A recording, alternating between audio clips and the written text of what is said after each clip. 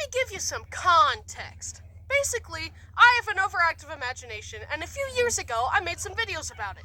All 3 of those videos are old and bad, and you do not have my permission to watch them. All you need to know is that I'm going to talk about the strange things my imagination is made up, and it's going to be weird. Imagination is for dorks!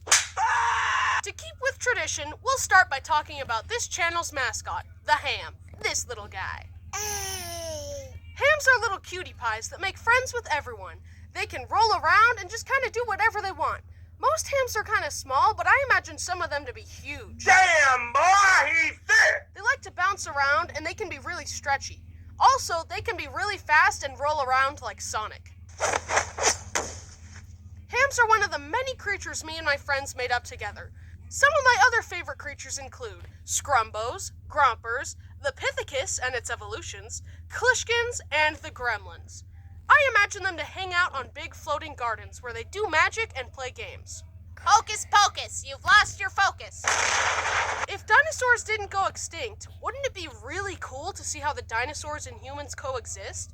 What if the dinosaurs got domesticated? There could be pet dinosaurs and they could help us build society.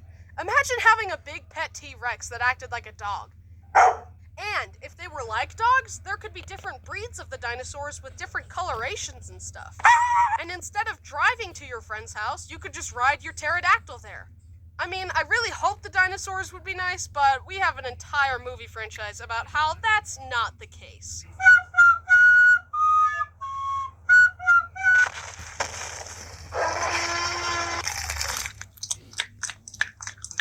What if life could fly instead of swim? Can you imagine if there were just big whales floating around, and there would be little fish chilling out in the trees, and you could fly around on dolphins? But also, that would be really scary if there was a great white shark that wandered into a neighborhood. Me and my friends used to always make comics about the ham together, but we have a lot of other characters. One of my personal favorites were the wizards. Sometimes the wizards would be good guys that would help our heroes, while other times they were evil and would turn people's heads into onions. You never know. What the But my favorite part would be when the ham would defeat the wizards and would use their hats to become a wizard ham. Also, you can't capture a ham. The only way to have a ham stay with you is to befriend it. Even if a bad guy put a ham in a steel box, the ham would just... Also, a ham is the best judge of character. That's why the best heroes in the land are often accompanied by hams. But if you have a ham and start doing bad stuff, the ham is gonna leave you until you start being good again. And that's why almost no YouTubers have a ham, because all YouTubers are terrible people. Except me. My ham never leaves me because I'm so much better than all of you, and I'm the best person to have ever existed on the earth. Kneel before me! Wait, no, come back, I'm sorry. And if you like the ham, or me, then you'll be happy to know that we got 2 new big plushies. One of the ham and one of me. They are much bigger than last time, too. The ham has the ability to read your soul and judge your purity, and the Bryson is a functioning voodoo doll of me. Watch!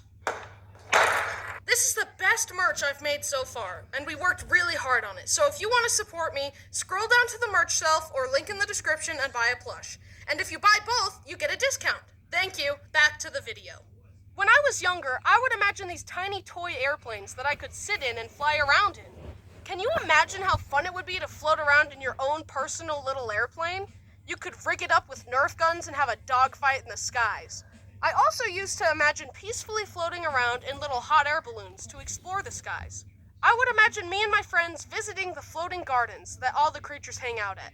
But again, floating around in hot air balloons would be really dangerous if sharks could fly.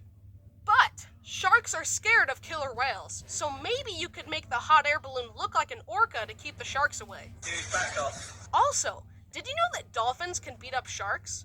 I swam with a dolphin once. Dolphins are very smart, and because of this, they know where to hit the shark to deal maximum damage. They punch the sharks in the gills with their noses. If we take a look at the dolphin's brain, we can see all these smarty, wrinkly bits throughout the brain.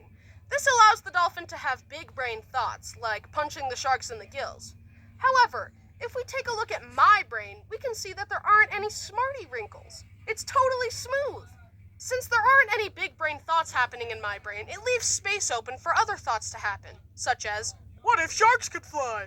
I've made a chart that explains the 3 different types of brains. At the bottom, we've got smooth brain. No smarty wrinkles means that no big brain thoughts can happen. However, smooth brains have a lot of imagination. This is the kind of brain I have. In the middle, we've got a caveman brain. This brain has wrinkles, but it's kind of small.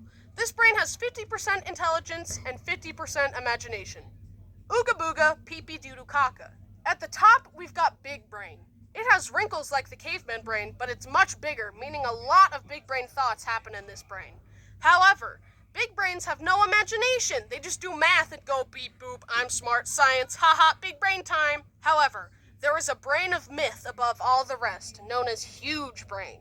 These brains have 100% intelligence and 100% imagination. That's like 200%.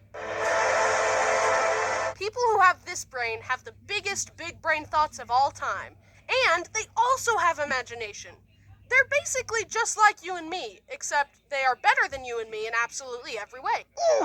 If there are any huge brains watching, I am scared of you, I don't trust you, stay away. Another note. Since I have a smooth brain, whenever I see someone who has a huge brain, I get really discouraged, because they're so much smarter than me. It just makes me feel inferior. But, according to the graph, I am inferior. So, feeling inferior is the correct response. Alright, the moral of the story is, hams are adorable, sharks shouldn't fly. That's like a tongue twister, sharks shouldn't fly. The moral of the story is, hams are adorable, sharks shouldn't fly, and I have smooth brain. Also, I love you and subscribe. Goodbye. Ah! I'm really excited about those plushies.